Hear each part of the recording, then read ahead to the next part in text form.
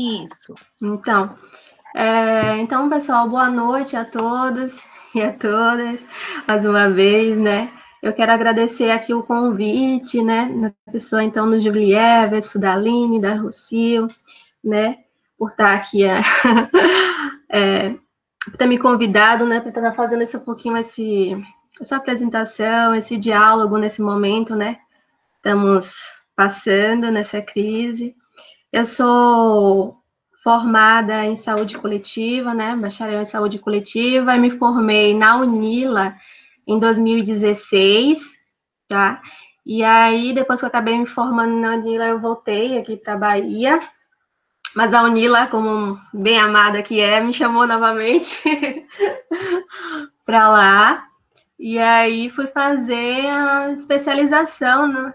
Especialização na modalidade residência multiprofissional em saúde da família, tá?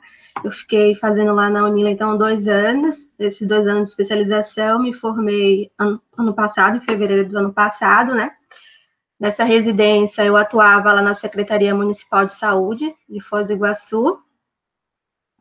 Então, hoje, atualmente, eu já, depois que eu concluí, eu retornei aqui para a Bahia, eu moro aqui na cidade de Valência, tá? E atualmente eu estou atuando como gerente de serviços de saúde, né?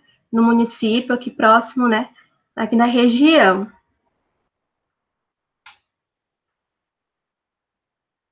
Alô?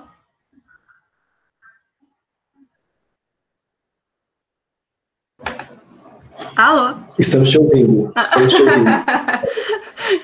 Tá vendo que tá aqui, tá meio que coisa. Isso. É a sua apresentação, ou eu já posso apresentar direto? Pode dar seguimento, que a Kelda, depois ela pode se apresentar também, quando ela for fazer a fala dela.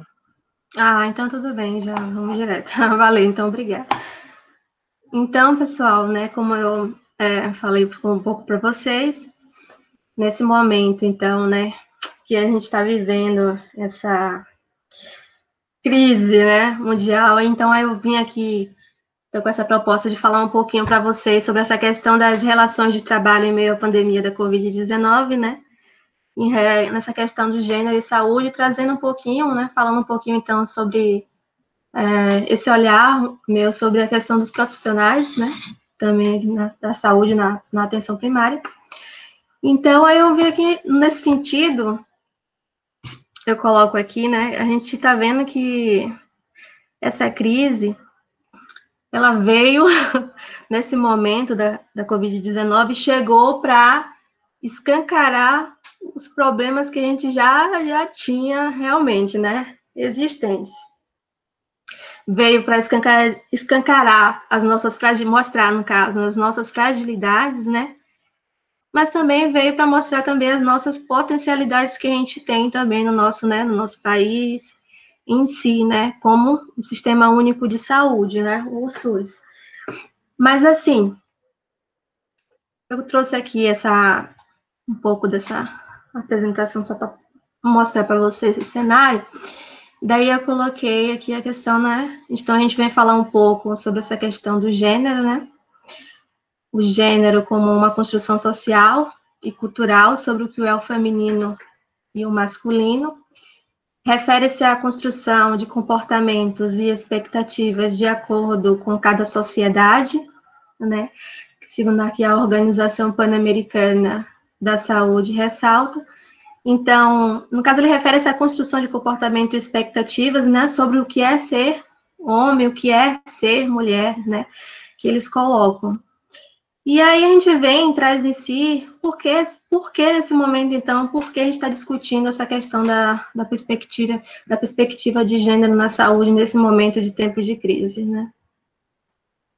E aí eu trouxe aqui para mostrar para vocês esse gráfico, né? Desculpa que ele está só um pouquinho desatualizado aqui, porque ele foi do último boletim que ele está constando lá do Ministério da Saúde, né? Que vai mostrar as características demográficas dos casos confirmados da Covid-19 aqui no Brasil, né?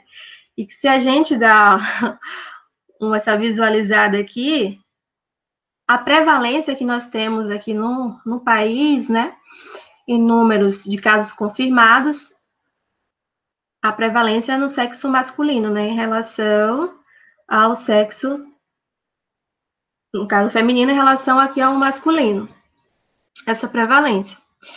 Então, a gente é preciso olhar, então, nesse sentido, né, um olhar diferenciado para essas mulheres que se encontram nessa questão de maior vulnerabilidade, né, porque elas estão mais expostas, então, né, a essa doença, né, ao Covid-19.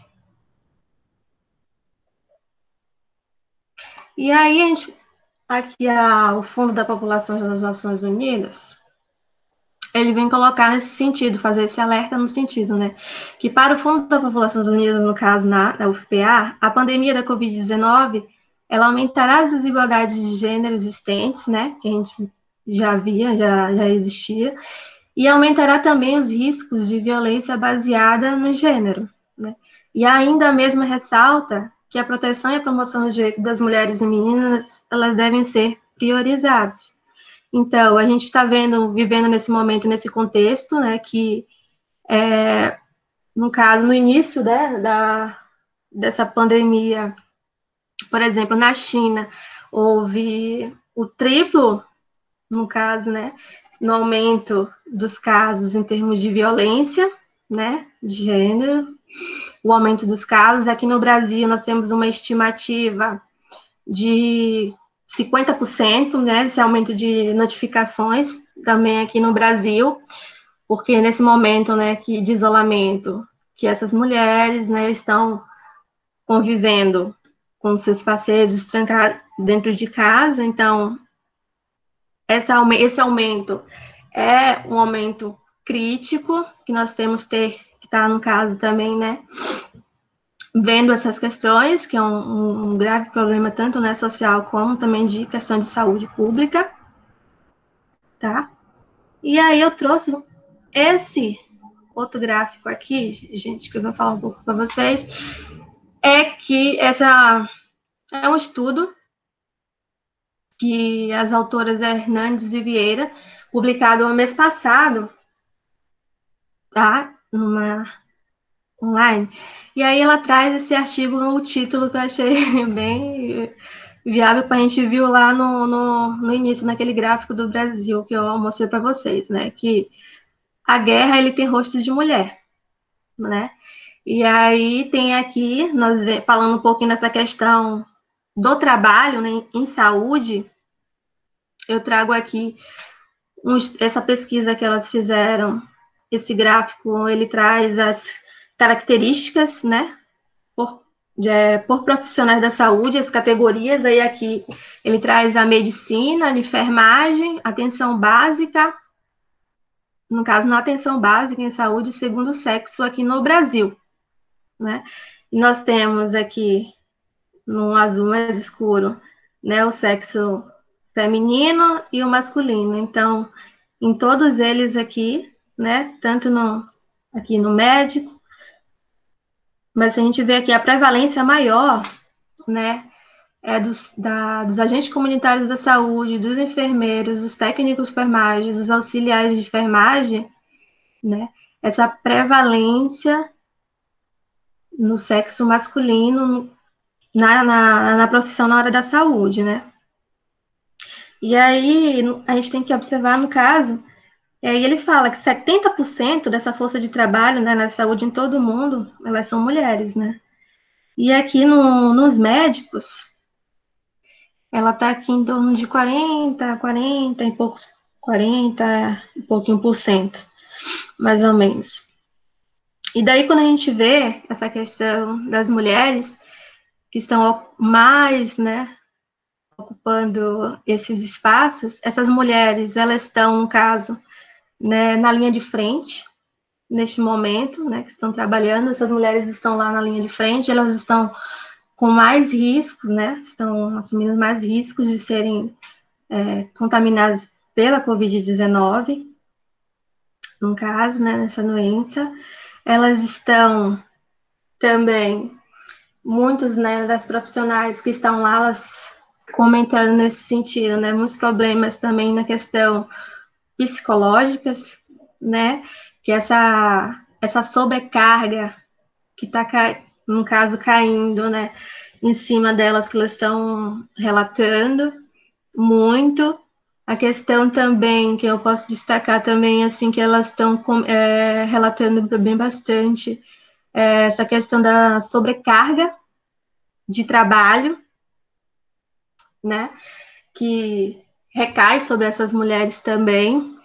E outra questão que a gente pode estar destacando também é a questão que mesmo, né, você vê que todas aqui, em grande maioria dessas mulheres, desses espaços que ocupam essas mulheres que trabalhando na área da saúde, o, os salários, né, no caso que elas recebem, ainda são muito inferiores, né, em relação aos homens, também, no caso, vem no caso dessa questão, né, de que ainda tem essa questão que se perpetua, né, ao longo desse tempo, onde o homem ainda ele é, né, super valorizado, né, em relação às mulheres, nesse sentido.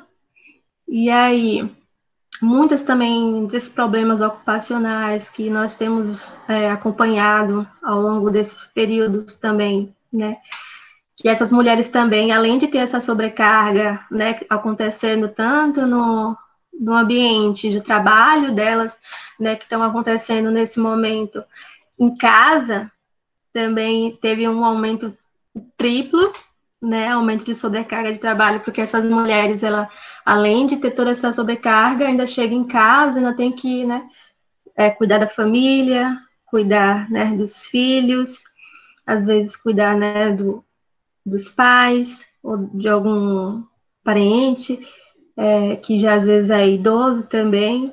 Então, é uma sobrecarga nesse momento que estão recaindo sobre elas, né?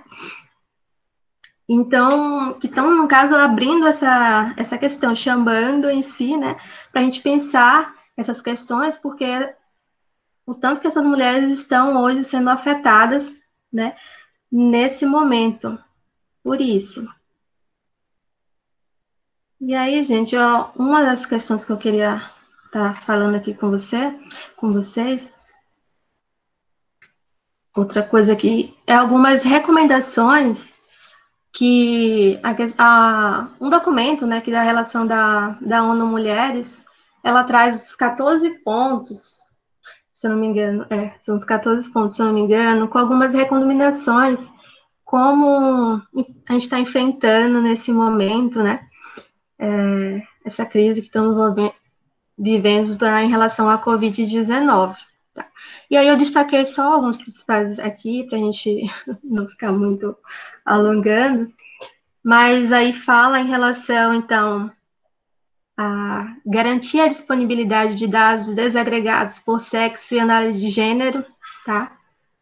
Como a gente viu naquele outro gráfico que eu falei, das autoras que fizeram a pesquisa, as mesmas autoras, elas relataram nesse sentido que, por exemplo, na área da saúde, profissões regulamentadas da área da saúde, né, que nós temos hoje, se eu não me engano, 14 profissões, e a única que tinha dados disponibilizados online em questões, né, por gênero, por sexo, era a medicina, né, era o CRM de medicina, né, as outras profissões não tinham, né, dados assim agregados para disponibilizar, e daí é uma das recomendações, né, que ela coloca também, ela colocou aqui, né, essa garantia, a importância de estar garantindo a disponibilidade de dados desagregados, né, porque para a gente superar essas dificuldades nesse momento, né, para a gente promover estratégias nesse momento,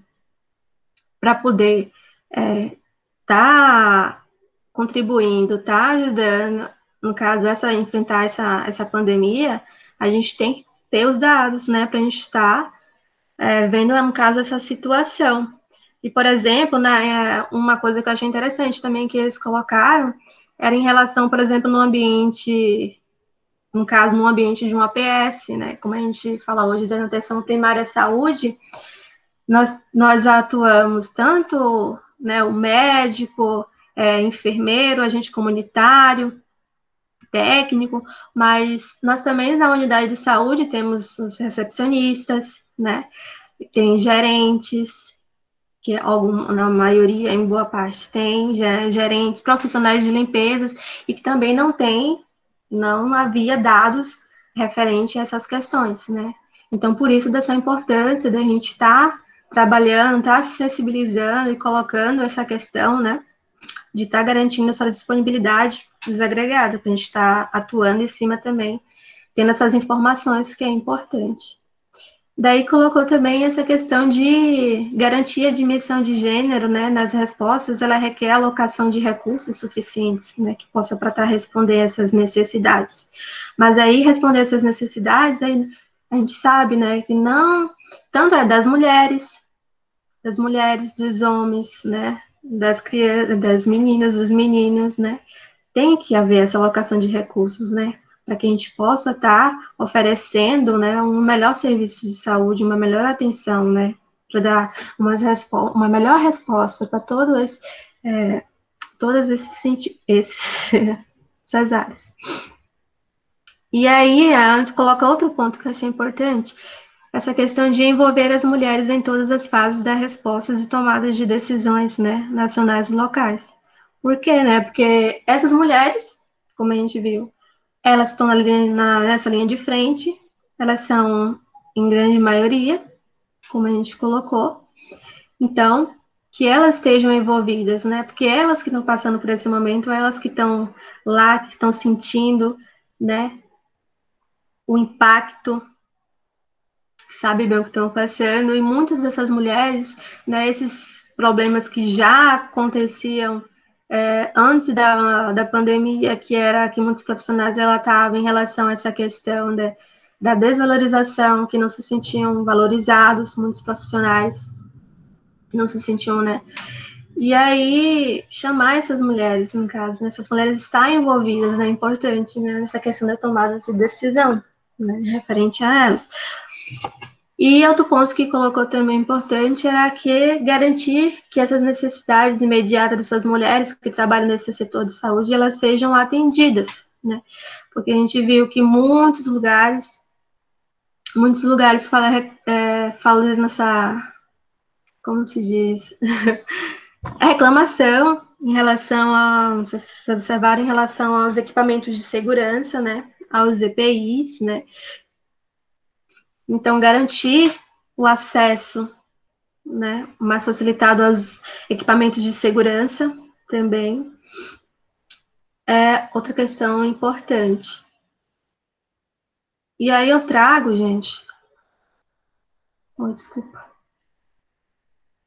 colocando aqui a questão da Organização Pan-Americana, que daí ele coloca que a incorporação da perspectiva de gênero em todos os programas e políticas de saúde, ele é fundamental, né, porque prestando atenção às diferenças, né, e promover ativamente a igualdade de gênero em saúde, né, nesse sentido, ou seja, né, que as mulheres e homens, eles se encontrem, né, em iguais condições para exercerem plenamente seus direitos e seu potencial, né, para estarem saudáveis, contribuírem para o desenvolvimento dos serviços de saúde e se beneficiarem, né, dos seus resultados, nesse sentido também, né, que a gente está vivendo.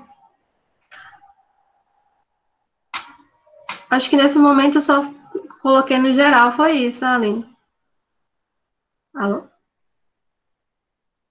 Sim, muito obrigada, Andréia, pelas suas considerações e contribuições. Como eu disse, o debate nós vamos deixar mais para o final, então eu vou fazer a chamada da Kelda, que ela possa se apresentar, né, e falar com despacio, né, devagar, para os brasileiros aí poderem também estar acompanhando, quem não está muito acostumado, né, com o espanhol, com o portunhol. Seja bem-vinda, Kelda, muito obrigada por ter aceitado o convite. Hola, ¿cómo están? Buenas noches para todas, todes. Y muchísimas gracias por la invitación, para poder compartir este espacio con todos ustedes, sobre todo para reencontrarnos, como bien decías, Aline, después de mucho tiempo y compartir sobre todo cómo están viviendo cada uno desde sus espacios. En este caso, me voy a presentar. Kelda, me gradué en la UNILA también, en la carrera de Ciencia Política y Sociología, colega de Aline, Julie Everson. Actualmente volví a Paraguay después de la graduación y ahora mismo estoy trabajando en una organización que se dedica también a, digamos, a apoyar y financiar a grupos y organizaciones de mujeres acá en Paraguay y en el Cono Sur. Estoy trabajando ahí hace como 2 años, entonces tengo bastante contacto, digamos, con grupos y organizaciones de mujeres defensoras de derechos ambientales, derechos sexuales, de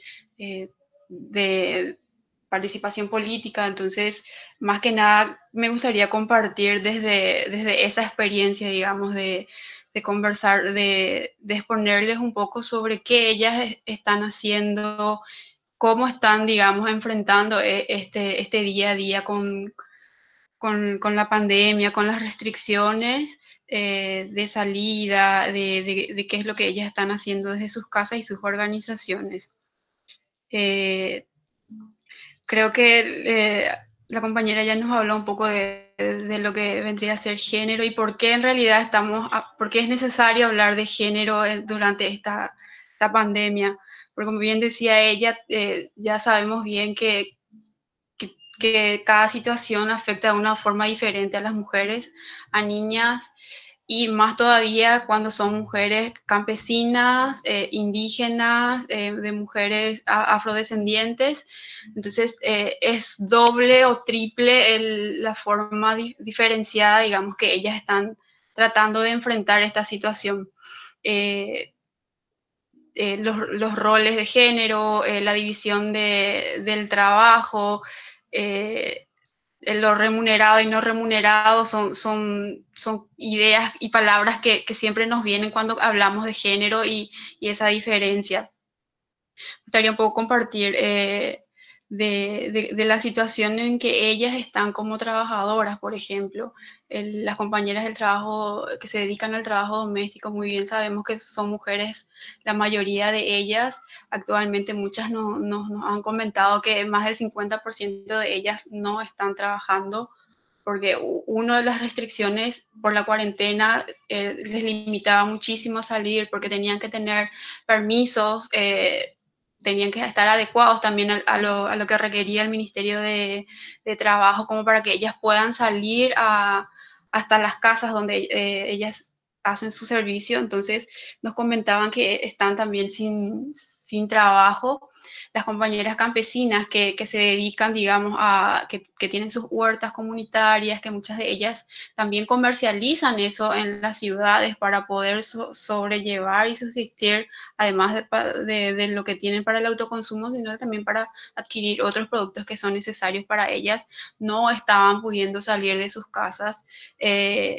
Uno por el miedo al contagio, porque no recibían información adecuada por parte del Estado. Nos comentaban las compañeras de Bolivia de cómo ellas no salían desde sus casas porque no tenían forma, por ejemplo, de pagar, si es que son detenidas por la policía, no iban a tener forma de pagar las multas altas que estaba imponiendo el Estado como medida, digamos, para que la población en general no salga a aglomerarse y cosas así.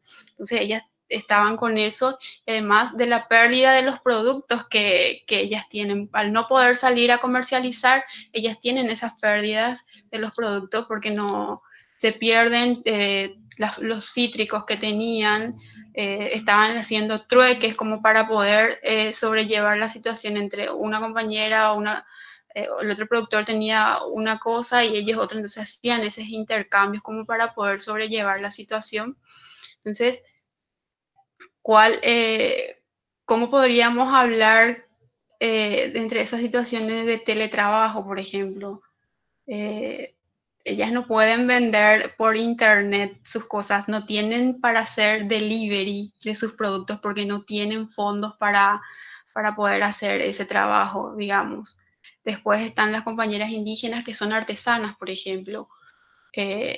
Como primera medida que muchas de las comunidades tomaron fue, por ejemplo, cerrar el ingreso a personas que no sean de la comunidad y también la salida de las personas de la comunidad.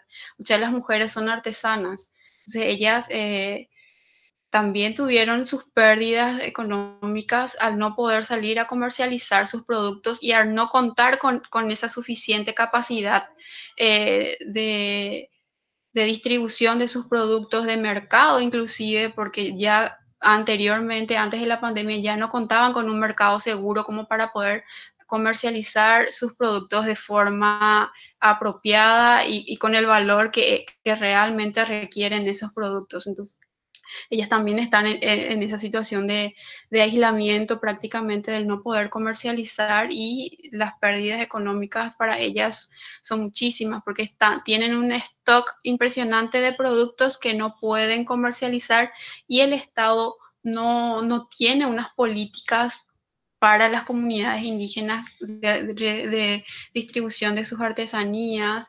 El INDI, por más de que haga esfuerzos, o está el IPA, que es el Instituto de Paraguayo de Artesanía, que funciona, entre comillas, buscando así unas alternativas para ellas, pero aún así no abastece porque la demanda es mucha y ellos tampoco tienen suficiente financiamiento suficiente presupuesto como para poder hacer ese acompañamiento a todas las comunidades indígenas. También lo que se puede observar mucho durante esta pandemia es la desigualdad de uso de tecnologías. Ellas están completamente aisladas, no solo porque no hay forma de salir, sino que tampoco pueden comunicarse porque no tienen internet, cosa que ya las compañeras anteriormente nos habían ya comentado eso en los anteriores debates, y esto se ve muchísimo más en el momento en que ellas necesitan, ¿cómo se dice? Necesitan comercializar sus productos porque no hay forma, pueden enviar la foto por WhatsApp, que es el aplicativo que más utilizan y es el que menos costo requiere para ellas como para poder exponer sus productos, pero ¿cómo hacen para entregar? No existen esas políticas para ellas por parte del Estado. Después tenemos, lo mismo pasa con las compañeras de Bolivia. Ellas también están en esa situación y hay que rescatar también que muchas de estas líderes de estas organizaciones de base con quienes nosotras trabajamos son mujeres adultas. Entonces está la restricción de que personas adultas de cierta edad no pueden salir porque están en el margen de riesgo. Entonces ellas se ven afectadas de forma directa y como que ellas son las que lideran también estos espacios de intervención, de espacios de formación, de incidencia ante autoridades para que ellas puedan mejorar su situación económica, ya sean las pequeñas productoras como las artesanas. Prácticamente se anuló durante esta pandemia. Ellas están así totalmente aisladas, no solo por la falta de transportes públicos, que también es un factor súper importante para ellas, pensando en las comunidades indígenas de Paraguay, por ejemplo. Para las personas que no conocen el Chaco paraguayo, no hay ómnibus, así como las demás ciudades tienen. Entonces ellas no tienen transporte público para salir todos los días a comercializar sus productos. Porque a una mujer, a una lideresa, a un grupo de artesanas, salir de su comunidad hasta una ciudad principal, digamos de Filadelfia, les cuesta muchísimo. Con la venta de 2, 3 productos de artesanía, ellas no cubren ese gasto de movilidad para poder salir a comercializar sus productos. Entonces, ellas están completamente paradas, sin ingresos económicos, sin alimentos, porque como también las demás compañeras ya comentaron un poco el contexto de Paraguay sobre la asistencia que están dando el Estado, no les llega a ellas de forma a tiempo, por ejemplo. Entonces se ven súper afectadas con esta situación en la parte económica porque no tienen ingresos. También en Bolivia las compañeras nos comentaban sobre las alternativas que ellas encontraron también para esta situación, rescatando, digamos, todo esto de poder hacer esos intercambios entre las compañeras de los productos que una tiene y la otra no, como para poder sobrellevar esta situación. Y de ahí también el trabajo que ellas hacen como mujeres organizadas tiene mucho que ver con la sostenibilidad de las ollas populares, que son prácticamente lo que están sosteniendo a varias comunidades de los sectores populares, sobre todo en Asunción y otras partes del país. Hace poco se lanzó una investigación que está súper incipiente porque no hay forma ahora de comprobar muchos datos de cómo de 12 departamentos, casi todas las ollas populares están siendo lideradas por mujeres. Es muy poco, se ve muy poco esa participación, digamos, de los hombres, qué sé yo, en el interior por lo menos yendo a traer leña o cosas así, pero quienes están, digamos, enfrente de esa situación como para poder contener la situación son las mujeres y hacen desayuno, almuerzo y la merienda para muchísimas personas.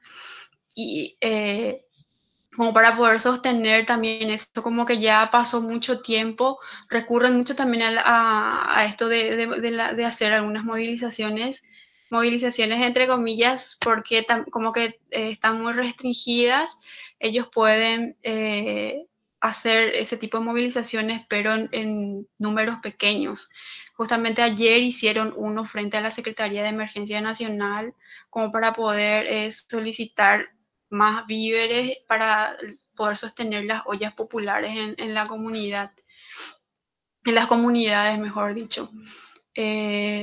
Bueno, otra cosa también que podemos rescatar de estas organizaciones de mujeres es que tratan de encontrar alternativas como para poder ellas mismas informarse de todo el contexto, de qué es el COVID, de qué ellas pueden hacer ante esta situación. Fueron creando herramientas como audios o pequeños videos caseros que ellos hacen como para distribuirse entre ellas, informándose de qué es el COVID, cómo ellas tienen que cuidarse, dónde pueden ir, ante la falta de asistencia de los centros de salud de los municipios.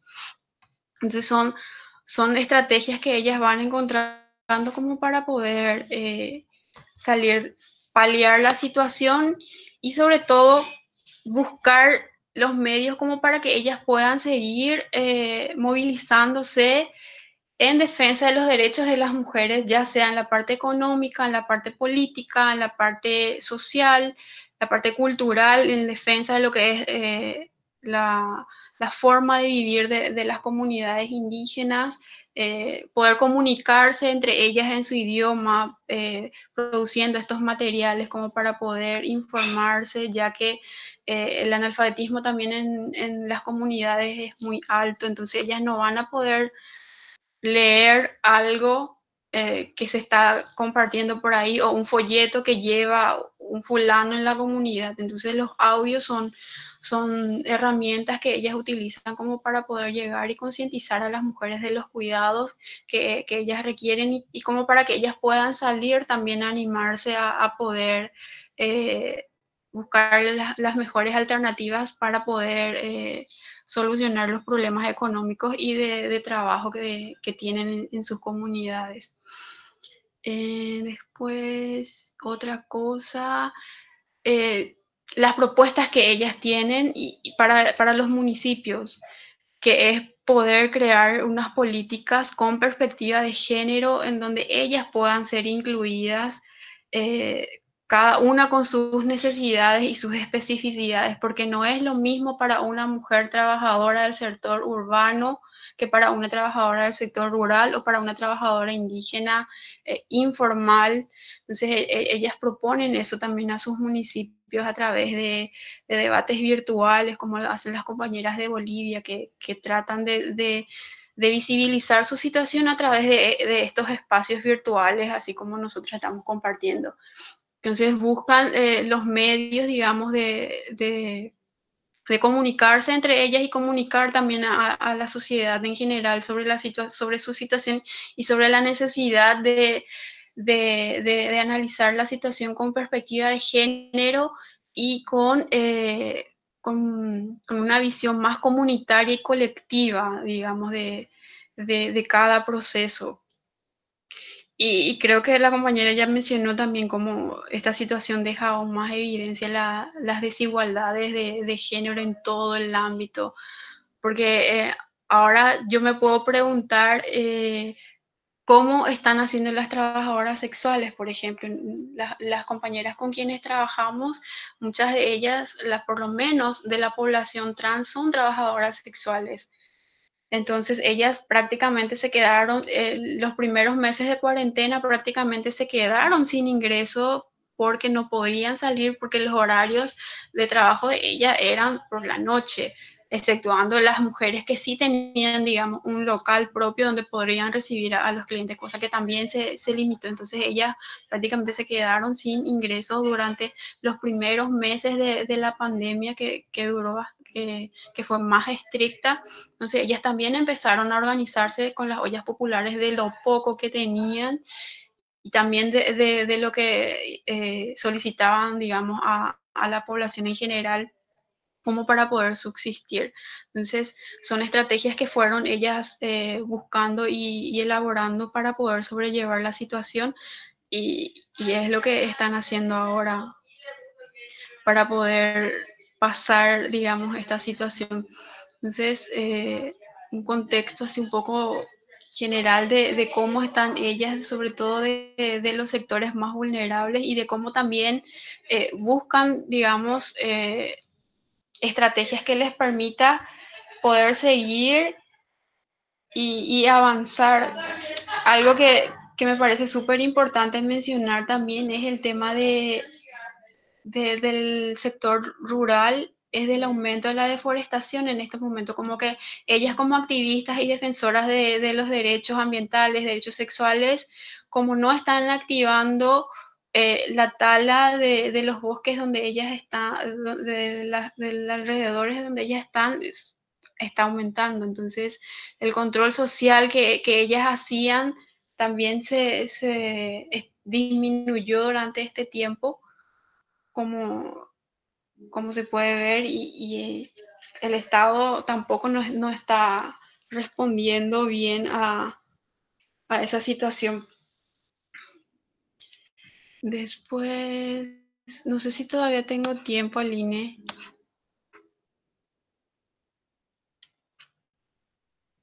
Julio.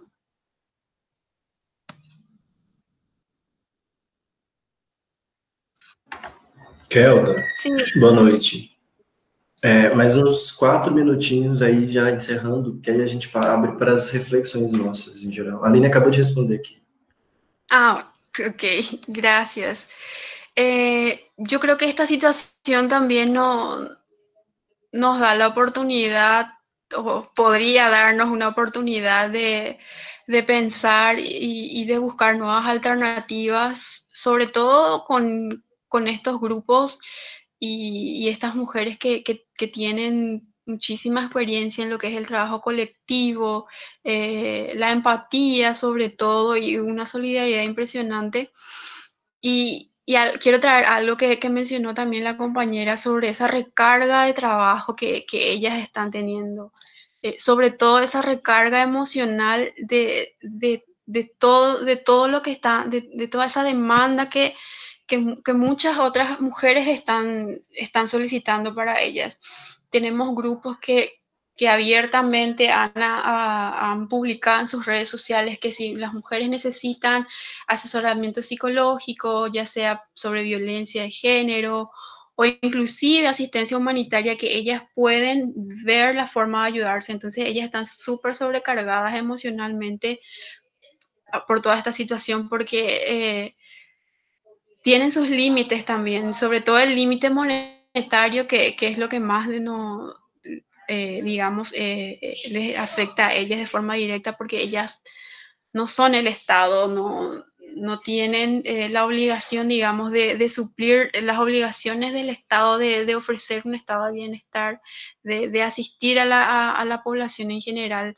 Entonces, hacer un poco esa relación con lo que es la parte de salud mental, que ahora queda más evidente que nunca, de la necesidad de incorporar el tema de salud mental a las políticas públicas, sobre todo con perspectiva de género también, porque no es lo mismo que una persona que tenga incorporada la perspectiva de género, que atienda los casos de violencia o los casos de acoso laboral. Entonces son muchas cosas que nos trae esta situación como para poder repensar e incorporar, y de las necesidades que tiene el Estado de poder, de tener que incorporar esto, algo que nosotras como grupo también no vemos, y es muy evidente de que en todas las plenarias, en todas las decisiones que se ha tomado con referente a todo lo que tenga que ver con esta pandemia, el Ministerio de la Mujer, o sea, la ministra no está presente. O sea, ella no está en ninguna de las conferencias. Entonces, se ve aún mucho más de quiénes son los que en realidad están dirigiendo el Estado y para quiénes. Entonces, el rol del Ministerio de la Mujer en estas circunstancias debería de ser fundamental, pero que está prácticamente ausente. Y Zoom por ahora. Gracias. Obrigada, Kelda. Obrigada, Andréia, pelas suas contribuições. E eu trouxe aqui alguns dados, deixa eu ligar a câmera aqui, que vai muito do encontro dos dados que a Andréia também já falou, sobre essa desigualdade de gênero, né, que é escancarada durante essa pandemia, porque nós sabemos que os impactos são diferentes, né, totalmente diferentes. E aqui, né, os dados da Organização Mundial da Saúde, ele fala que 70% dos profissionais que estão na linha de frente, eles são mulheres, né, são mulheres. Desses, né, por mais que tenham os médicos, correspondem a um mínimo, né, os homens, eles, é o maior número de homens, contudo, quem está na linha de frente, que são os enfermeiros, os técnicos, 84% desse grupo são compostos por mulheres. E outro dado interessante, disponível aqui no Nexo Jornal, que eu estava acessando, que o primeiro caso, inclusive, de Covid fatal no Rio de Janeiro, foi de uma mulher doméstica de 63 anos, né, que a patroa tinha regressado da Itália e a contaminou, e ela faleceu.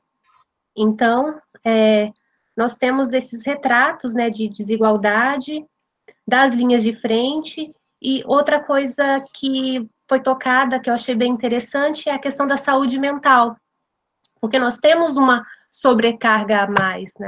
Você não tem que lidar apenas com a questão do seu trabalho durante a pandemia, você tem que lidar também com suas tarefas domésticas. Nós sempre tivemos jornadas triplas, ela nunca foi concluída, né? Acabou o trabalho, você chegou em casa.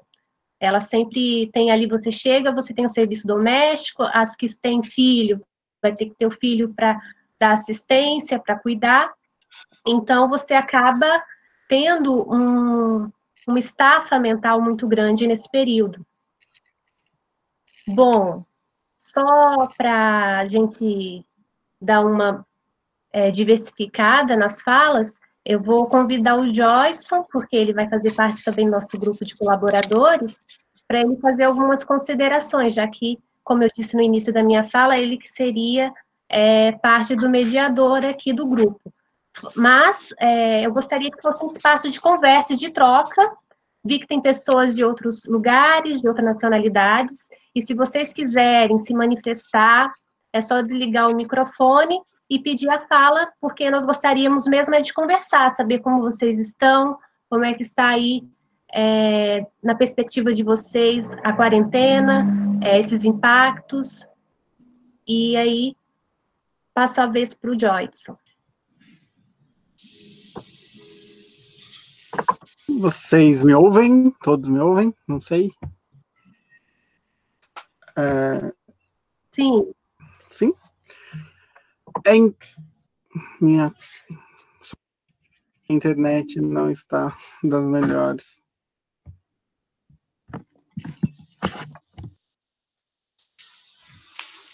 Me vem? Acredito que sim, agora. Boa noite a todos. Fico todas, por favor, né? Eu fico muito feliz em poder participar, né, desse grupo, de refletir sobre a nossa região, né, América Latina, e ainda mais diante dessa grande pandemia, desse grande problema, digamos assim, que estamos enfrentando. As falas das duas colegas foram extremamente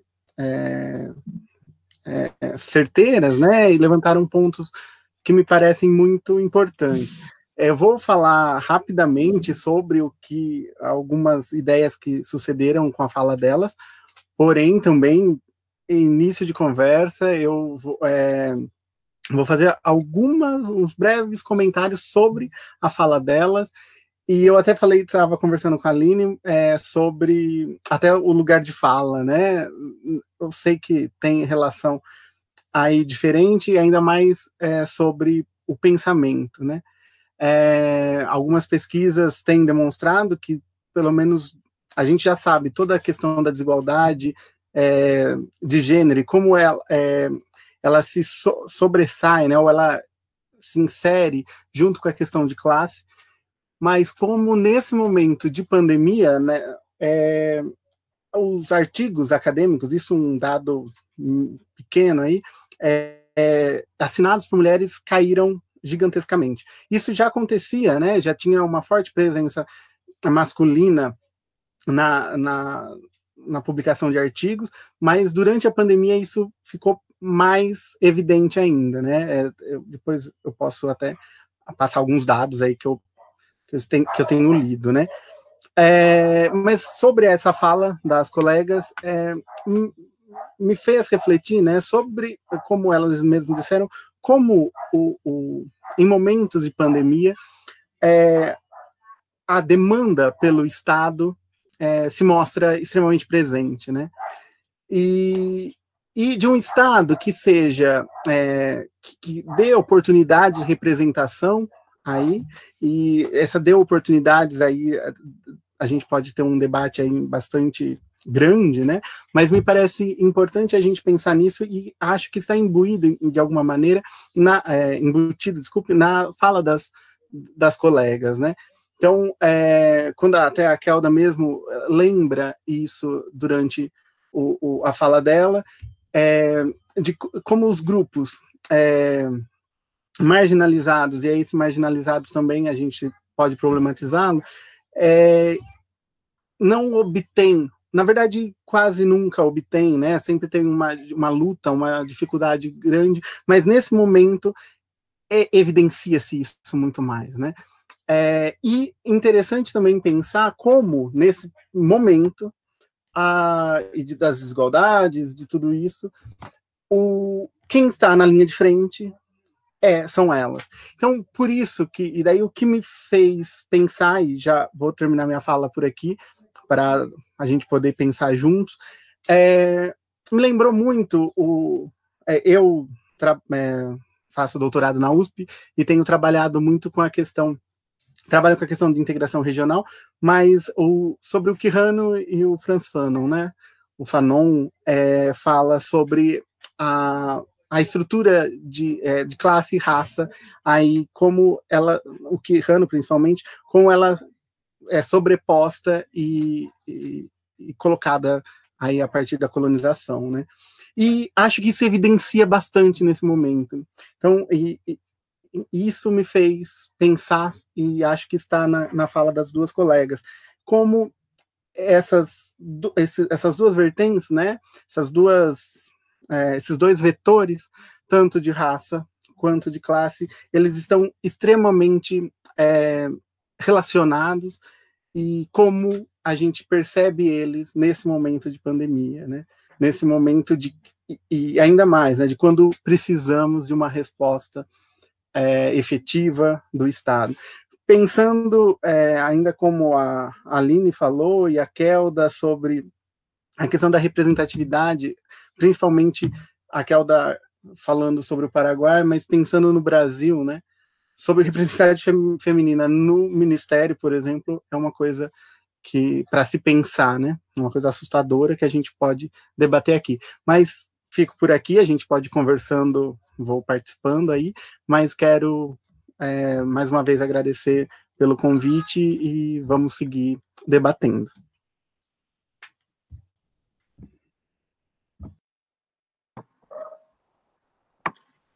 Vou deixar em aberto. Mais alguém gostaria de estar falando, contribuindo? Sim, é só desativar aí o microfone. Bruno? Aline. Mariana? Pode ir então, Mariana.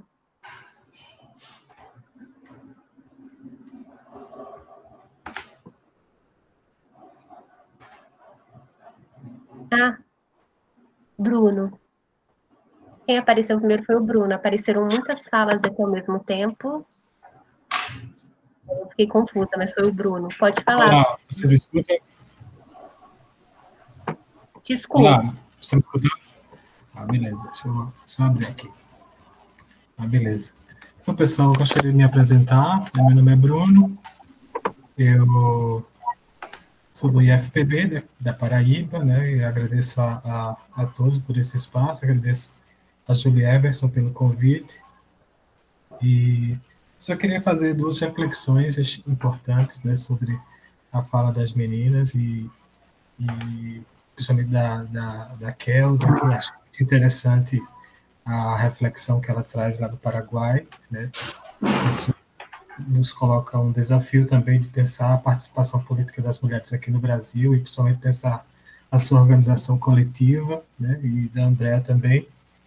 E eu queria trazer só dois pontos assim que eu achei bastante interessantes que podem contribuir um pouco para o debate, né? Quando a gente fala nesse momento de pandemia, né, quando a gente fala sobre o lugar do trabalho e do gênero nesse momento de pandemia, a gente está falando de um tipo de trabalho que toma uma forma mais acentuada, né, nesse contexto.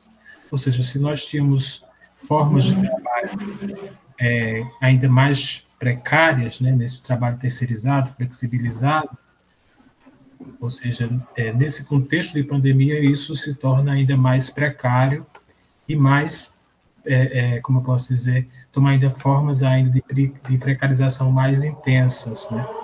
No Brasil, a gente tem, com o crescimento dessa pandemia, esses trabalhos não regulamentados, né, principalmente o trabalho feminino, né, ou seja, a gente tem um número eu estava vendo um trabalho essa semana das revendedoras da Natura, né, das revendedoras, né, de cosméticos, e essas formas, né, de trabalho que não tem nenhum tipo de vínculo empregatício, ela ganha uma forma maior, né, ganha uma maior intensidade, uma maior precariedade nesse sentido, e reproduz ainda mais um lugar de subalternização da mulher nesse contexto de trabalho. Mas, de forma mais geral, isso, pensando o trabalho, o gênero no contexto da pandemia, o vírus que a gente está presenciando, né, o Covid-19, ele é biológico e, ao mesmo tempo, ele é social. Ele atinge, primeiramente, todas as classes sociais. Né? E, quando ele avança sobre as camadas mais populares, ele torna mais visível algumas formas de desigualdade, algumas formas, né, algumas assimetrias que são colocadas. E o gênero, o trabalho, a raça, né, a etnia, né, o migrante, essas assimetrias, né, essas formas de desigualdade se tornam mais intensas. Nesse sentido, eu estava vendo esses dias os dados da Fiocruz, né, e mostrando que o alto índice de óbitos da população negra, né, mais periférica, e também o alto índice de violência contra a mulher. Então, isso mostra que o vírus ele tem um caráter social, e na medida que ele avança sobre as comunidades mais periféricas, né, as comunidades mais populares, ele vai atualizando essas formas de preconceito, de discriminação, esses estigmas, né? Ou seja, se os estigmas já eram um elemento que marcava essas comunidades mais populares, né, que marcava as relações de gênero, marcava as relações LGBT, marcava as questões raciais, essas relações de poder são reatualizadas dentro desse novo quadro de pandemia, né? Então, o COVID, ele, ao mesmo tempo que ele tem o seu caráter biológico, mas ele tem também um caráter social, porque ele reatualiza essas relações de poder dentro da sociedade, principalmente de forma de subalternização, de inferiorização, de constituição desses estigmas, entre outros. Então, eu acho interessante esse espaço que vocês construíram, né, porque pensar o Covid-19 é necessário um olhar transversal, né? Se você não tiver um olhar transversal para o Covid-19, somente a partir de uma perspectiva mais das ciências sociais, perspectiva da geografia, ou seja, todas as ciências que abrangem o conjunto da humanidade, das humanidades, né? Isso traz essa riqueza de compreender esse Covid-19 como um fenômeno também social, que impõe, né, uma representação. Uma outra questão também, que é só uma dimensão mais sociopolítica, nós não podemos falar de gênero, de trabalho e do Covid-19 sem pensar no nosso sistema de saúde como um todo, né? Ou seja, nós estamos vivenciando eu chamo isso de uma dupla governabilidade dentro do SUS. Primeiro, a gente tem os prefeitos, governadores, né, que reconhecem o Covid-19 como uma enfermidade, né, como uma doença a ser combatida, reconhece os aspectos sociais, aí está os governadores, os prefeitos, alguns partidos políticos, consórcio Nordeste, tal e tal, e também nós temos o governo federal que compõe esse quadro do SUS, né, ou seja, nós temos o SUS com uma política pública tripartite, estados, municípios e o governo federal, que compõe o desenho da política de saúde, e para que isso funcione, é necessário que essas três instâncias elas sejam articuladas. Então, nós temos uma fragmentação. De um lado, nós temos os governadores e os prefeitos reconhecendo esse Covid-19 como um elemento de enfrentamento, e do outro lado, nós temos o governo federal criando todo o discurso de negacionismo, tal e tal, no reconhecimento disso, e colocando os trabalhadores, geralmente os trabalhadores mais precarizados, né, na linha de frente. Ou seja, os trabalhadores, então isso coloca uma situação distinta, que há determinados grupos de trabalhadores que são mais vulneráveis, né, que estão sendo obrigados a se colocar nessa linha de frente mais ampla, né, sobre aquele embate economia e saúde, ou seja, vamos salvar a economia ou vamos manter o nosso isolamento social, ou seja, há uma guerra discursiva aí, onde quem está se fragilizando é os trabalhadores, né, e as questões de gênero permeiam tudo isso, né, não deixam de permear, como sempre. Então essa necessidade desse olhar transversal sobre o Covid-19, pensando no trabalho, a saúde, né, a questão de gênero, é algo muito importante, porque mostra como, nesse contexto de pandemia, essas relações de gênero e trabalho, e as suas formas de precarização e os estigmas e preconceitos são reatualizados nesse contexto. Então, requer um olhar, né, multidimensional. E eu queria só perguntar a Kelda, né, uma pergunta, Kelda, como ustedes están mirando el Brasil ahora con el aumento de COVID-19? Como o Paraguai está reconhecendo, vendo o Brasil com esse aumento do Covid-19, principalmente no lugar, esse epicentro central, como epicentro? Obrigado.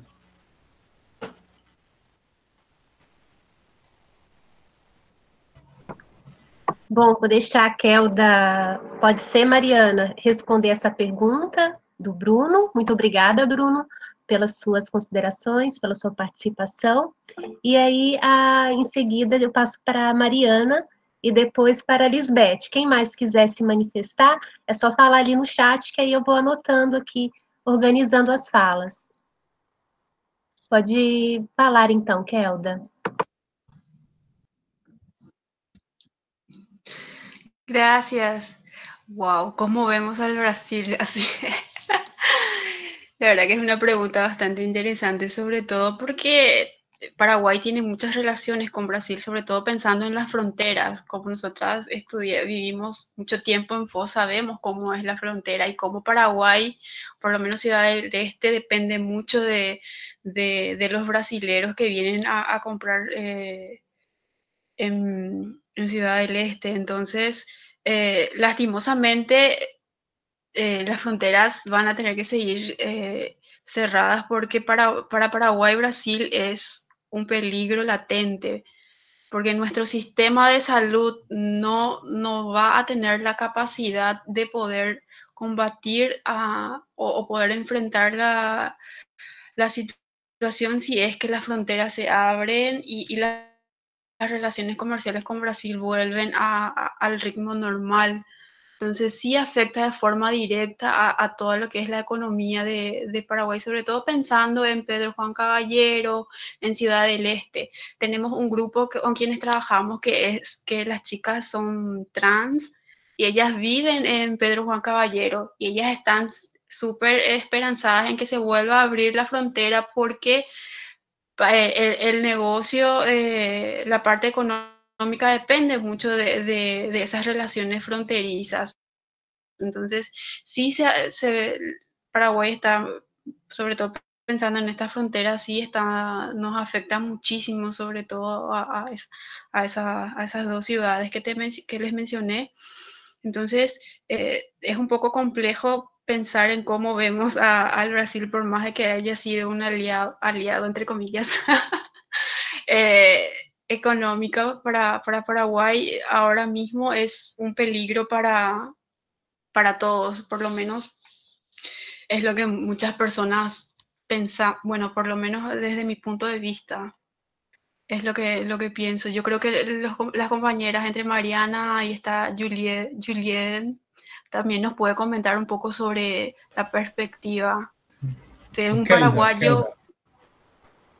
Kelda, el Brasil, el Paraguay tiene un circuito comercial de mercancías. Sí, verdad. ¿Sí?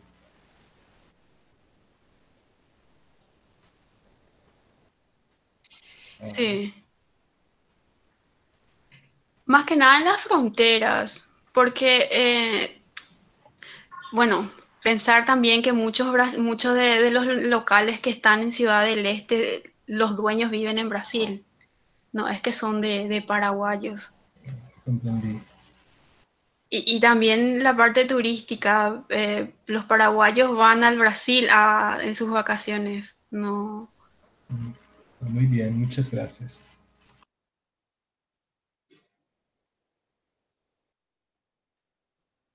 Bom, passo agora a fala para Mariana. Seja bem-vinda, Mariana. Hola, buenas noches, gente. Tengo problemas porque estoy desde el celular, entonces la cámara, no sé si podré. Creo que al finalizar lo que voy a mencionar, voy a ligar. Entonces, creo que es bueno entonces recordar un poco, y fue muy importante traer este debate de salud y género, el modelo de salud y los desafíos de construir otro sistema en Paraguay en cuanto a una salud, digamos, de cobertura pública, una cobertura universal que ahí nos pone en un embate muy difícil. Sin embargo, cuando hay una crisis, el algo principal de los ataques siempre van para el sistema de salud pública. Y eso ustedes, ahora Brasil que se volvió el epicentro lastimosamente, lo tienen más que claro ahora, más que nosotros. Entonces, tenemos en Paraguay falta de insumos, falta de infraestructura, falta de médicos. El 60% de los asegurados están privatizados. ¿Y cómo podemos mejorar el sistema de salud pública? O sea, ¿cómo funciona el sistema de salud? Y es una respuesta muy compleja decirla. No la tendría a priori, ¿verdad? Pero lo que sí, digamos así, a posteriori que podemos decir es que necesitamos una sociedad que esté organizada para poder responder a una salud que responda a la ciudadanía a la par. Entonces, pensemos en los casos de Cuba y China, cómo respondieron a la pandemia, ¿verdad? Cómo tienen la cobertura única de salud. Y ahora pensemos en América Latina. Argentina tiene el 45% de cobertura privada y el 54% de cobertura pública. Brasil tiene el 52% de cobertura pública y un 42% de cobertura privada. Ahora Paraguay, en ese sentido, tiene el 61% de su cobertura privatizada y apenas el 38%, más o menos, si no me equivoco, de esos datos, de gastos de cobertura pública. Entonces hay un presupuesto de salud que hace 5 años no se modifica, pese a que hay un crecimiento de la población.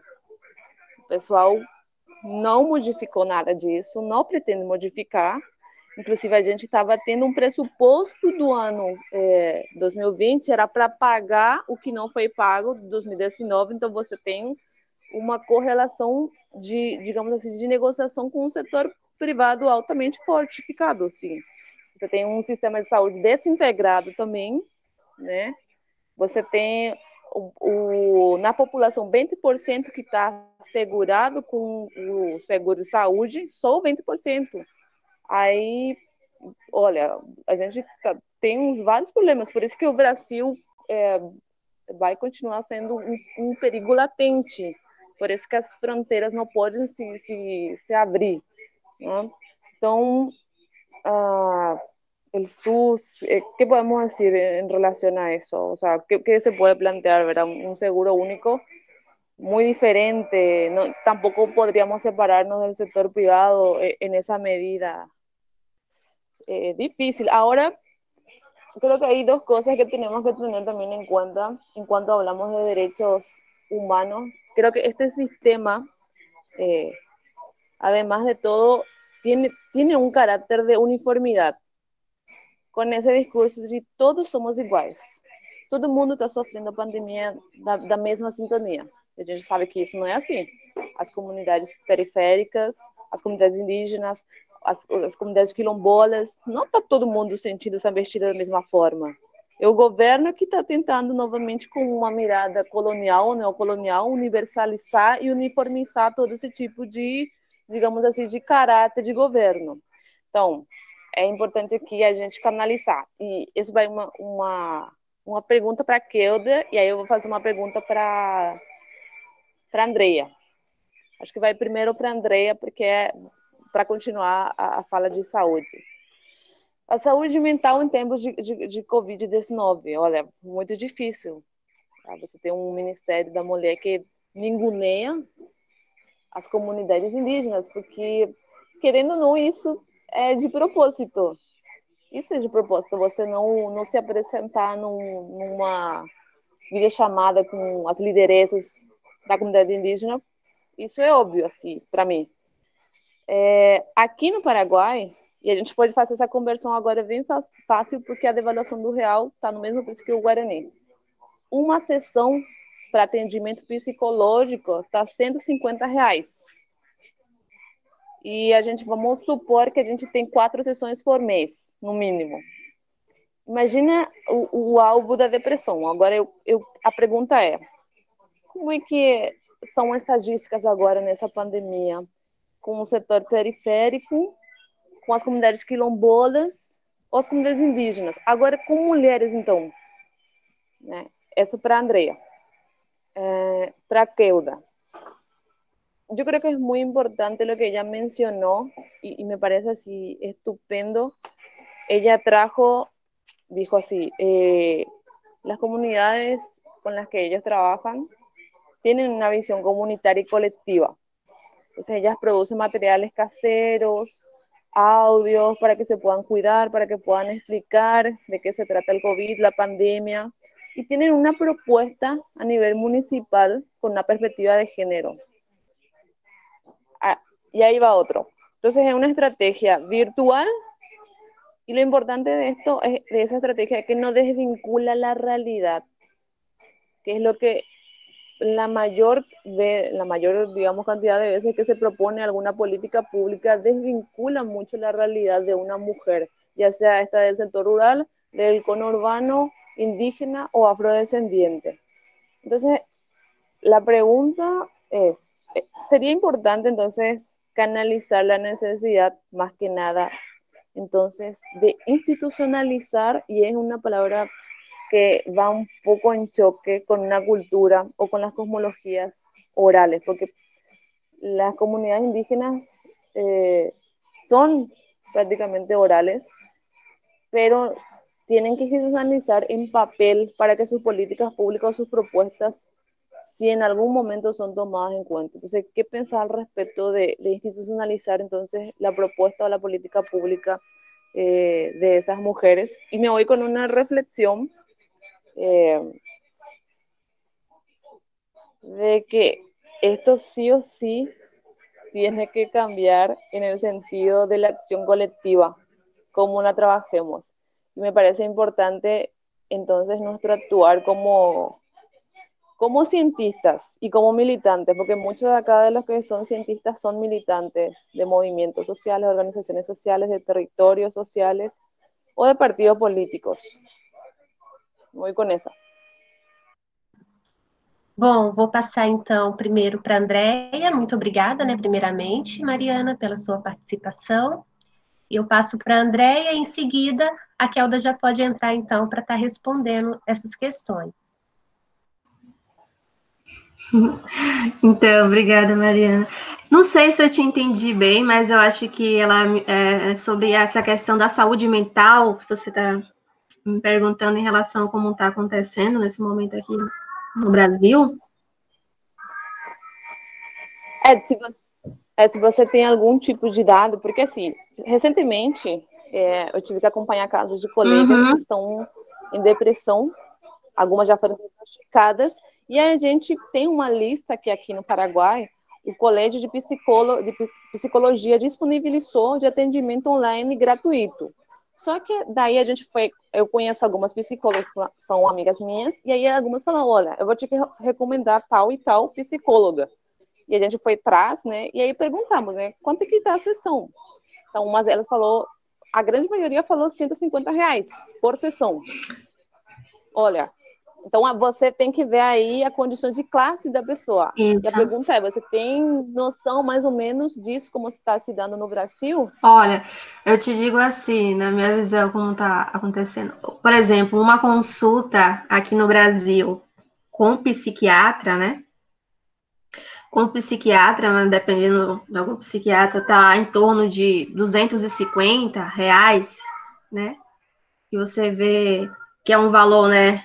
Imagine uma pessoa, a dificuldade, né, de acesso para você chegar para pagar uma consulta, às vezes, de R$250 a R$300, né, nessa consulta.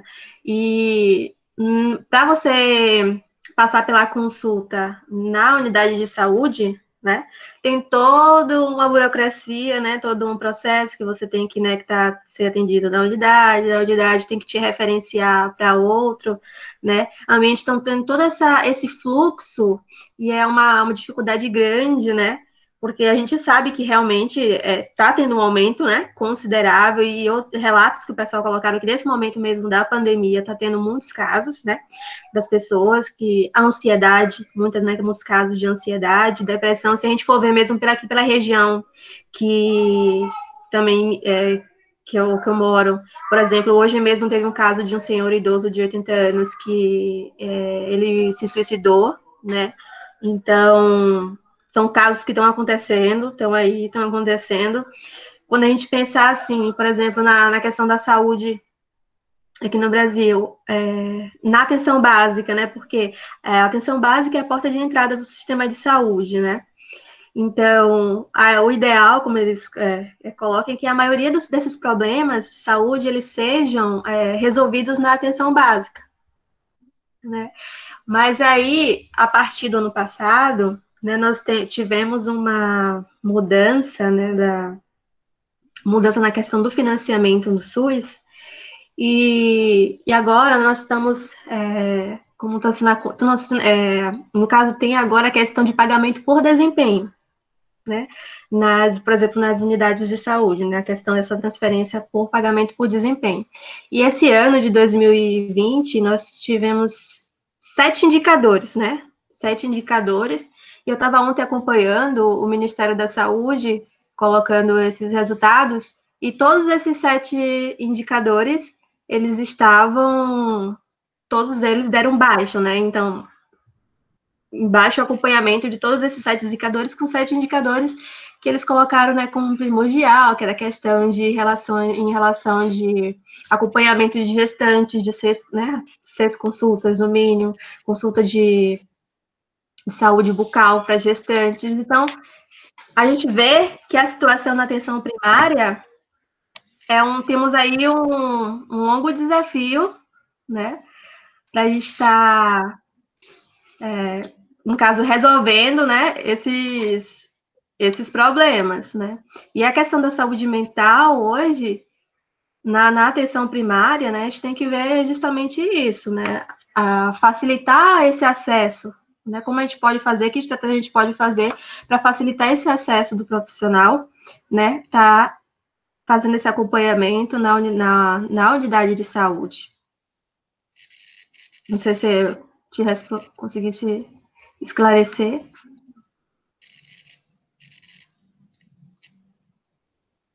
¿Se me entendió? Respondí. Dice que sí en el chat.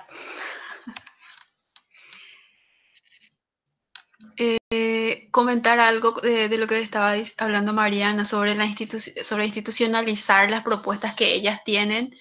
El caso de las compañeras de Bolivia sí ya han llegado a presentar propuestas al gobierno local y municipal sobre uso de territorio, el tema de la producción agroecológica y otras cuestiones, pero en Paraguay es mucho más difícil.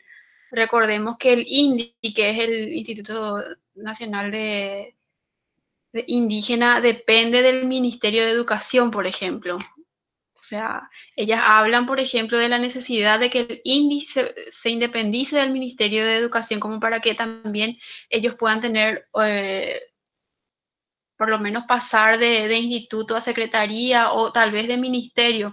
Pero ahí también nos damos cuenta de cuál es la importancia que le da el Estado a las comunidades indígenas. ¿Por qué no independizar al INDI como ministerio, como para que ellos puedan tener más poder y poder trabajar mejor, en mejores condiciones con las comunidades indígenas, sobre todo atender sus demandas, que son muchísimas todo el tiempo? El INDI todos los días recibe visitas de comunidades, de líderes indígenas, de artesanas indígenas, sobre todo porque es a lo que más ellas se dedican.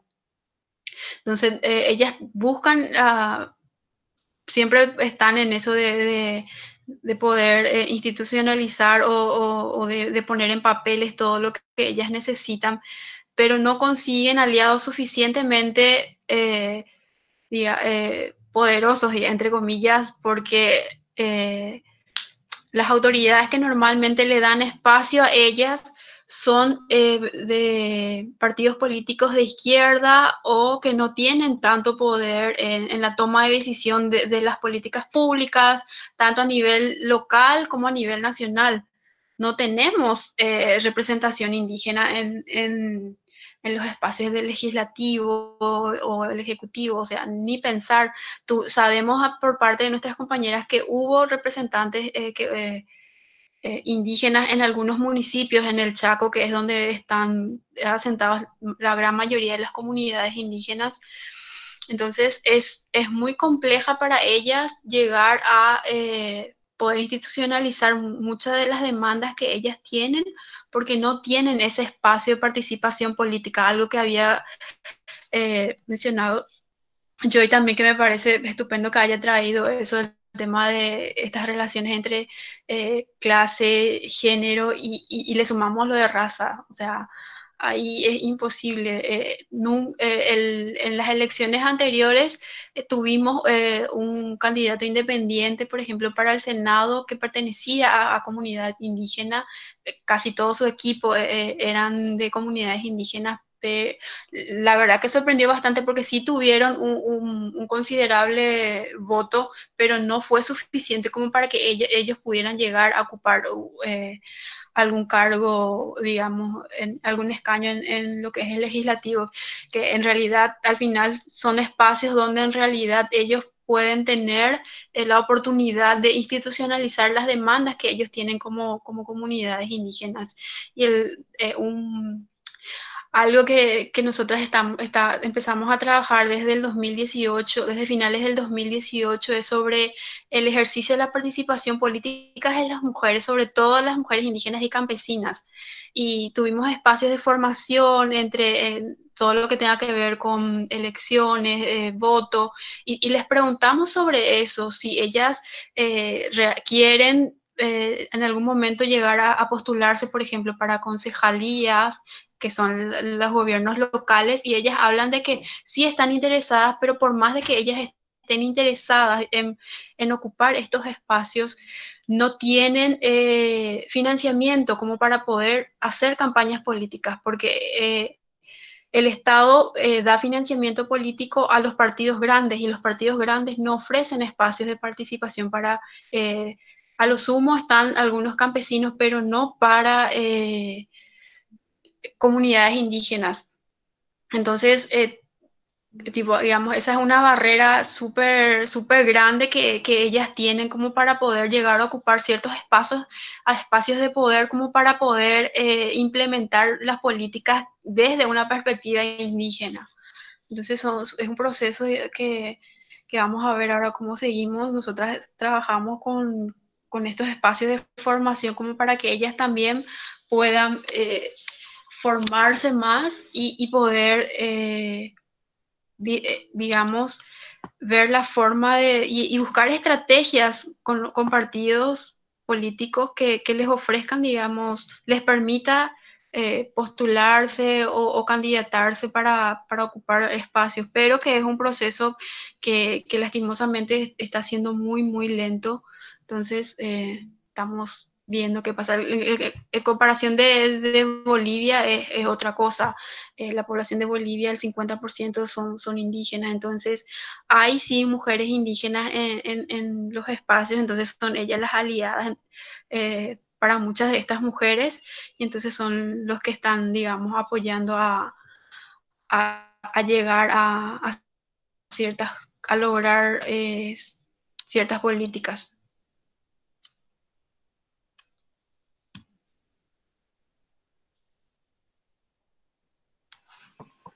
Obrigada, Kelda. Obrigada, Mariana. Vou passar agora, então, para a Lisbeth. Seja bem-vinda, Lisbeth.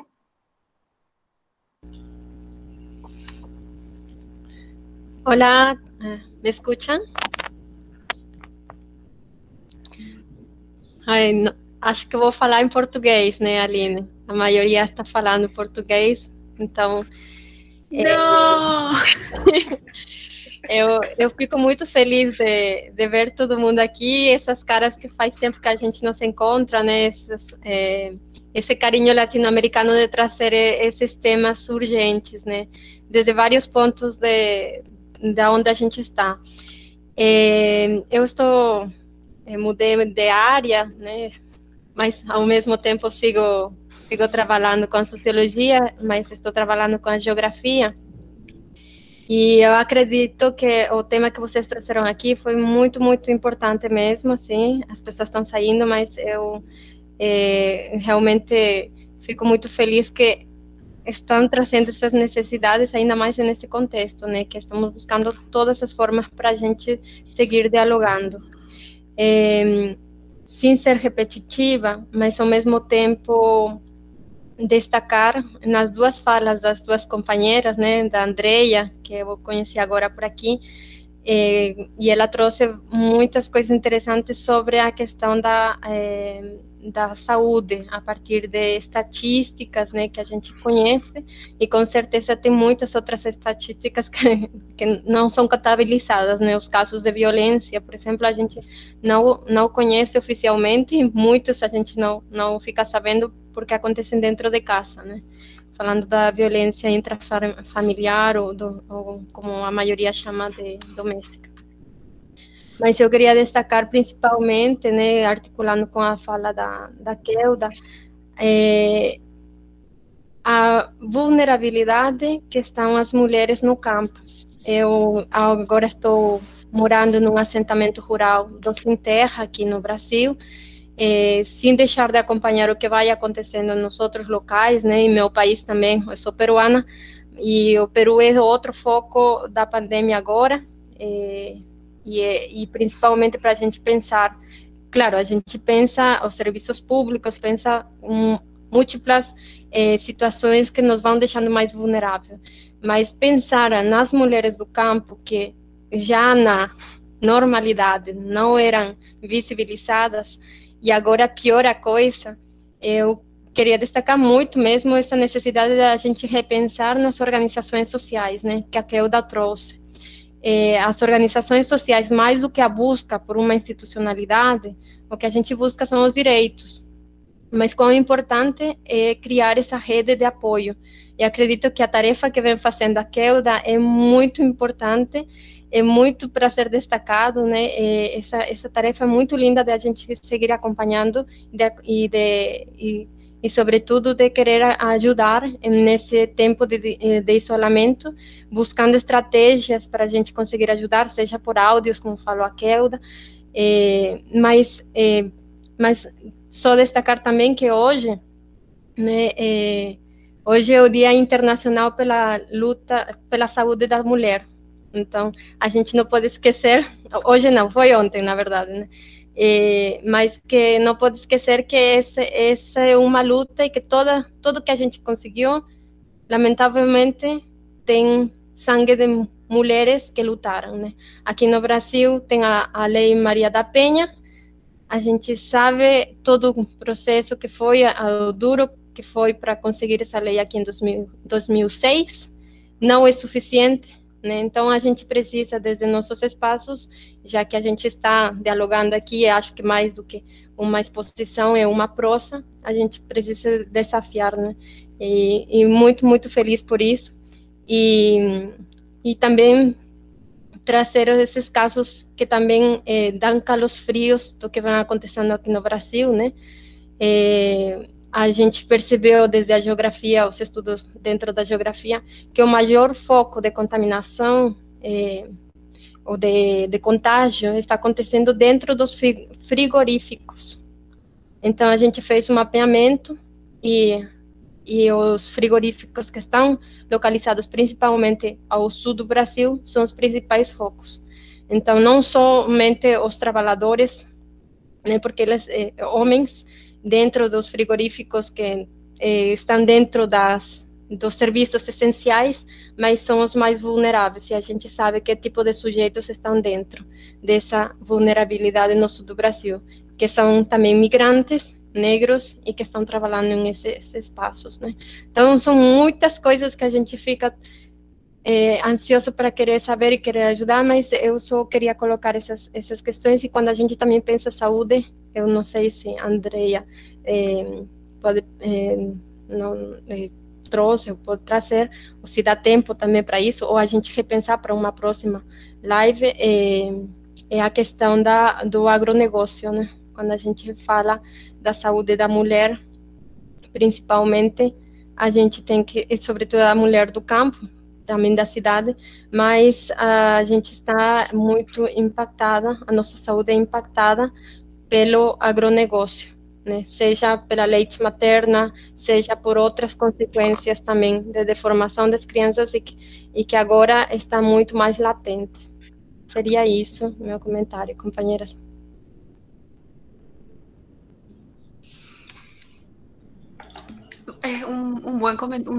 trajo un buen tema, Lisbeth, el tema del agronegocio, porque justamente aprovechando, digamos, toda esta pandemia en Bolivia, el gobierno también acaba de aprobar, por ejemplo, el uso de semillas transgénicas. Entonces, ellos están pasando por una situación súper compleja porque ellas defienden las semillas nativas y la producción agroecológica. Entonces, ellas están en una campaña a través de redes sociales, por lo menos para poder hacer frente a esta situación y poder pedirle al Estado, por ejemplo, que revoque esa ley de uso de semillas transgénicas.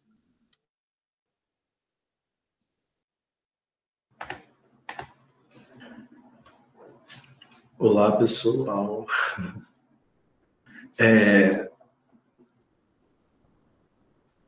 Fazer um comentário aqui com relação a uns dados que eu visualizei hoje no jornal Hoje, que é o jornal aqui é o jornal da TV Globo, que a Mário Coutinho apresenta, e ela apresentou hoje numa das reportagens o número de casos suspeitos e o número de casos confirmados entre os profissionais da área da saúde. Então, mais de 68 mil técnicos de enfermagem tiveram aí entre os casos suspeitos, e quase 200 mil o total de casos suspeitos no Brasil, até a data de ontem. Um dado bastante me chama a atenção é que dos profissionais da saúde, mais de 31.700 casos positivos.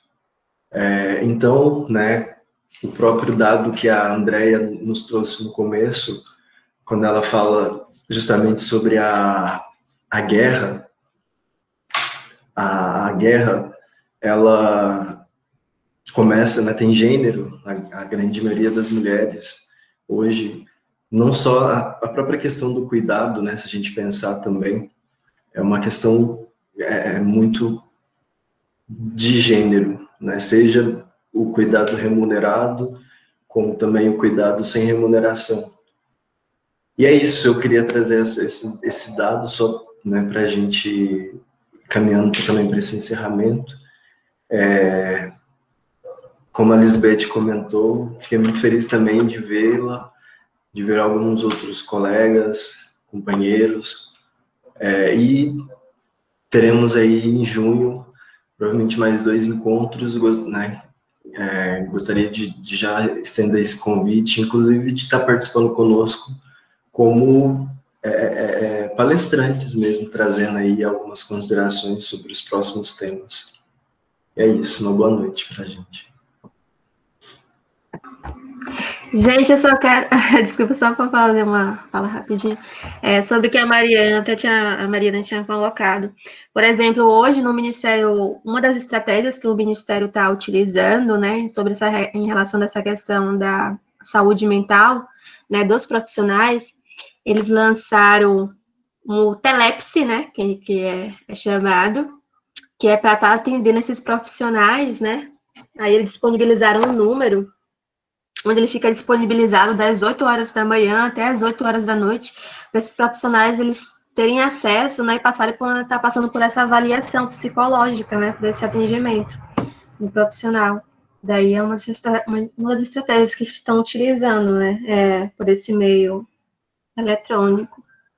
Mas uma coisa que eu só quero colocar também, que eu acabei vendo hoje, é a grande dificuldade que a gente está tendo em relação, não sei se é a grande dificuldade, é a resistência, Por exemplo, se a gente vê na saúde, que a gente fala que a questão da mortalidade entre os homens, a mortalidade é maior porque os homens pouco se cuidam, e as mulheres elas já têm essa questão de se cuidarem mais, Os homens, eles acham no sentido que é porque são mais fortes, não vão pegar, a doença em si.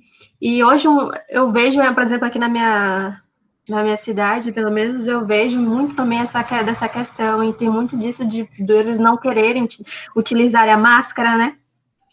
Ah, isso é só uma gripe, esse negócio a gente não pega. Há uma resistência muito grande, está tendo muitas questões relacionadas a essa questão da violência em si, né? Quando você vai questionar a pessoa por que ela não está usando a máscara, né? Então, é uma situação, assim, que está sendo bem crítica em relação a isso, a como lidar com essa situação com o outro, entendeu? Com essa pessoa que a gente está, que além de não tá querendo se cuidar, né, não está cuidando do outro, né, com quem convive também. Só ressaltando isso. Obrigada, gente. Obrigada. Gente, estamos caminhando agora para o final, né, para não nos estendermos muito.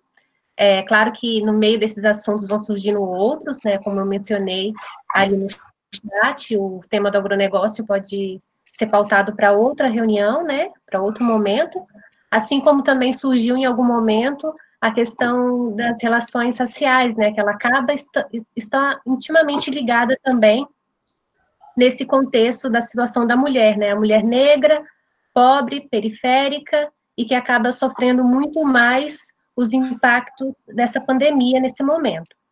Então, nós deixamos também para um próximo tema, e vocês estão, assim, livres para entrar em contato conosco, para sugerir outras demandas, e serão, assim, super bem-vindos, não só para sugerir, como também para estar tendo esse espaço de fala aqui. Agora, eu gostaria muito que vocês, quem não quiser ligar a câmera, não precisa, mas que pudesse falar o nome e de onde, né, está falando, que lugar aí. Bom, eu estou aqui em Foz do Iguaçu, tá bom, gente? No Paraná.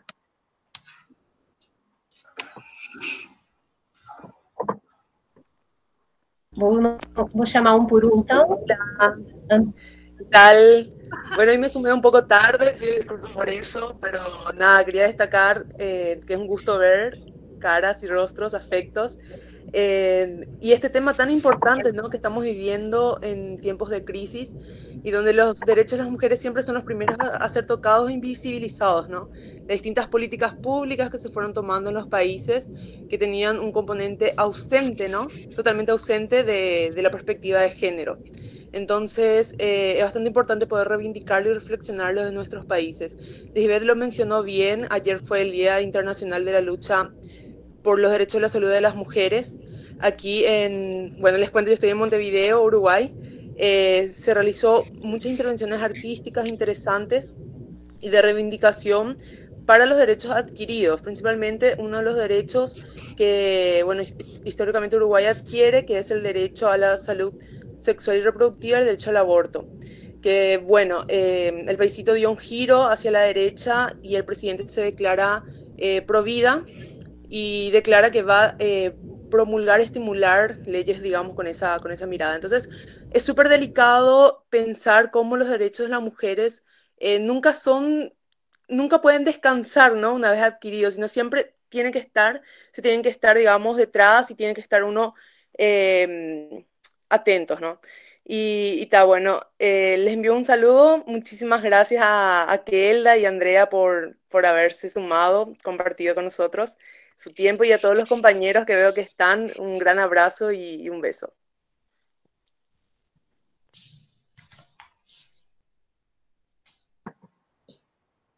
Não se intimidem, gente, pode falar aí de onde vocês estão falando. Hoy estoy en la gran capital, a 20 kilómetros de la capital, en Ñemby. Entonces, Gran Asunción. Saludos.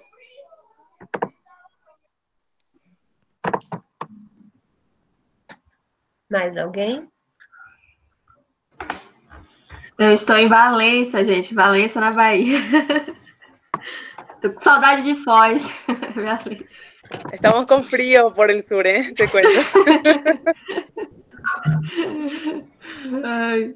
Eu tô aqui em Tocantinópolis. Tudo bem, Diana? Aqui, só para comentar, tá fazendo 26 graus Eu olhei aqui, Foz do Iguaçu tá uns 15 graus, então aí uma diferença de 10 graus é muita coisa, né? Fresquinho. Um abraço para vocês, um beijo, até a próxima.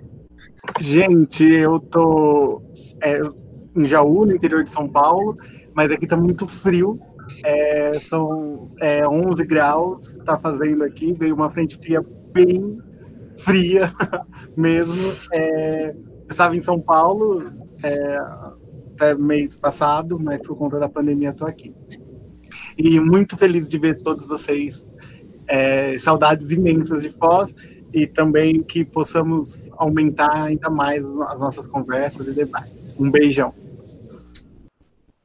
Isso aí, eu já tinha falado, mas eu estou no assentamento Rosa Luxemburgo, no município de Agudos, no interior de São Paulo. Aí, Juliette? Pertinho. Hola a todos. Sí. Pertinho, Ju. Cadê tua câmera, Julien? Hola a todos. Hola, Juliet. Ah, no, la cámara no. Bueno. Tanto tiempo. ¡Qué lindo! Es un Buenas placer noches. verles, escucharles. Gracias por el espacio. Y poder, es un placer de compartir de nuevo después de tantos años. Bueno, yo estoy actualmente y circunstancialmente en Areguá, en Paraguay, a 30 kilómetros de la capital. Entonces, bueno, les felicito tanto a los organizadores como a los palestrantes y les agradezco por el espacio. No quiero tomar más el tiempo. Um abraço. Um abraço a todos. Acho que todos, né, se manifestaram. O Bruno se manifestou via chat, dizendo que está em João Pessoa, na Paraíba, certo? E eu finalizo aqui, né, agradecendo mais uma vez as meninas, a Andréia e a Kelda, pela disponibilidade do tempo, pelo preparo da fala, que foi muito produtivo, e espero vocês também para um próximo encontro, viu? Muito boa noite a todos, e até a próxima, porque eu tenho certeza que eu vou poder contar com vocês novamente, certo? Boa noite, gente. Um abraço em todos. Bom ver vocês. Se cuidem. Ai, fora Bolsonaro. Já PV, fora Bolsonaro, típico nosso. Sim.